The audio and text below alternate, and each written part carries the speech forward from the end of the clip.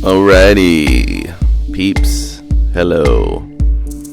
We are back. LillyBomb, doing some 3D LillyBombing. Too flat.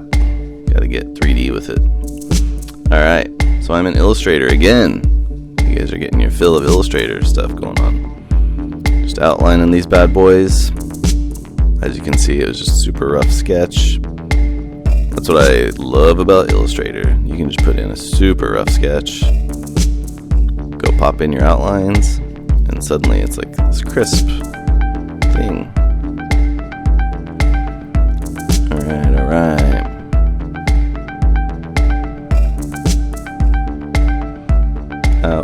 Outlining. Just duplicated that. Might as well keep it a little consistent. Going through and cleaning it up, like I always say. Because once you get those in there that are all precise, you're like, oh man, that one's funky or that one's off. So I just kind of put myself a little guide in there to help me line stuff up.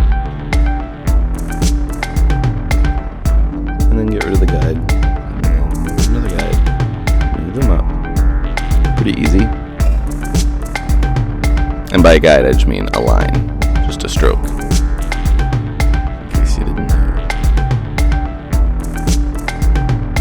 I'm outlining the 3D. Pretty straightforward. Just making it one big block.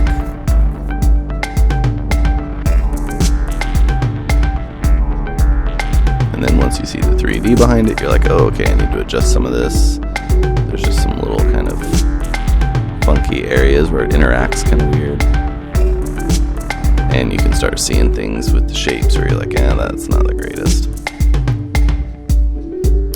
Alright, trying to figure out what color I want to make it.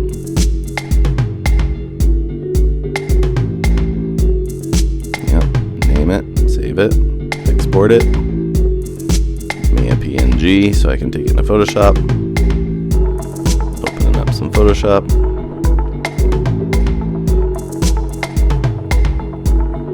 Alright, got a background, got it selected. Get a little outline going, bada boom, bada bing. And little splashes that I love to do. I don't know why, but I'm always down for those.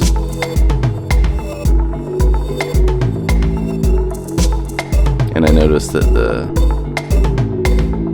expand, for some reason, I don't know what the heck that's about. I should probably research that and see why it does that. But whenever I do my little expand thing for the outline, a lot of times around the sharp edges, it bevels them off.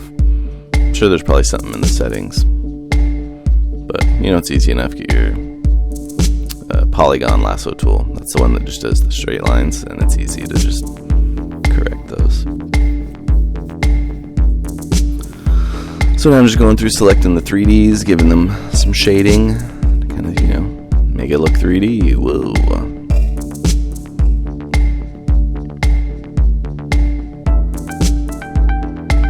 Funny, I kind of get lost sometimes doing this. I'm like, which way do I need to be shading this? How do I need to select this?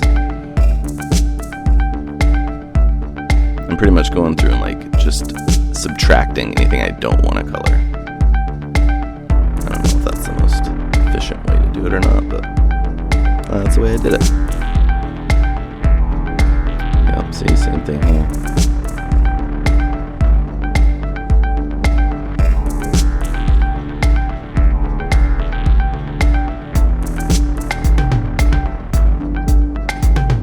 You know, I tried to do it where there's a couple left, so I'm not just doing every single piece by itself. I probably could have kept that big swath too, but you know, hindsight 2020. Go ahead and shade those in there. Shade them. I missed that little spot, so I need to go back and yep. Boom. Done deal. Now for this little bottom fella. There we go. That was more smart of me. Whoops. Trying to leave as much as possible. Bada boom, bada boom. back and do the same with the negative spaces.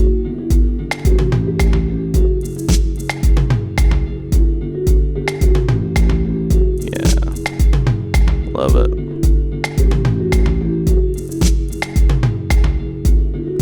Yep, now that guy. Starting to get there, starting to get that look we're trying to have. Exactly what I'm doing there. Oh, I saw there was a little hangnail, kind of like a little piece of yellow that wasn't right. So I just went in and selected the straight area, straightened it up, just cleaned it up a little bit.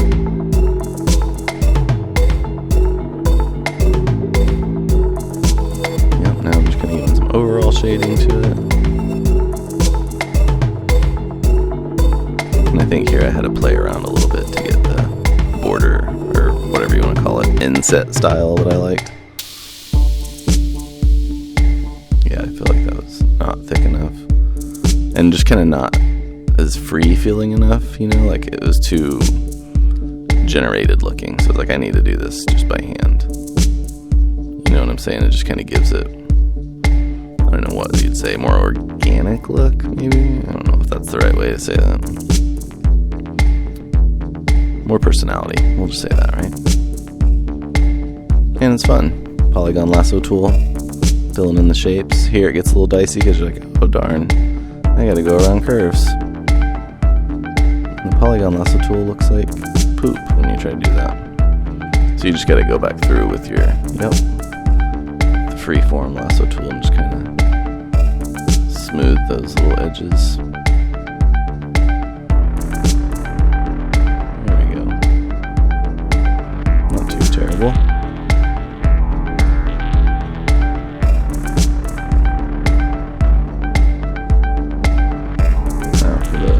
OMB from the bomb. The bottom of the bomb.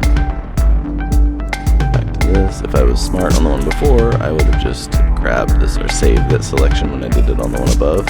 But sometimes not the smartest over here. Yeah, now freeforming it.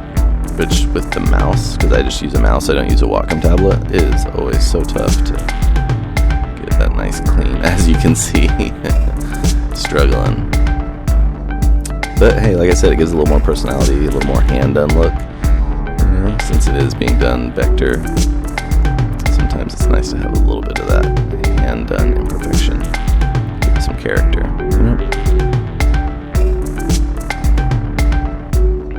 And I didn't even really plan to do this, but just whenever I had the selection there, I was like, oh, sometimes you get a little spark, a little idea, and I was cool with it. I was like, yeah, I kind of like this. It's not my normal way to do it. Some experimenting, a few peeps out there.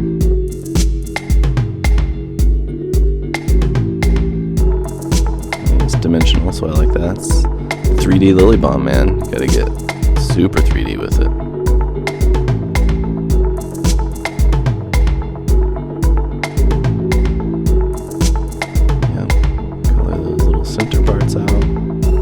Boom, bada bing.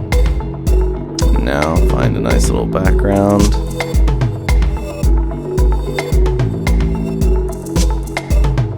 And I wasn't really feeling the orange. So I think I did a color overlay and boom. There you go. Doing something here. The white. Did I put another outline? Oof, that didn't work. Ah, a little shadow, that's right. I was like, I know I did something.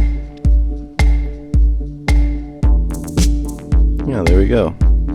That's the 3D LillyBomb. Hope you guys like it, and at least enjoyed watching, or maybe picked up a little tip. And if you have a question about one, for sure comment and ask me about it, and I'll totally tell you to my best knowledge how to do it.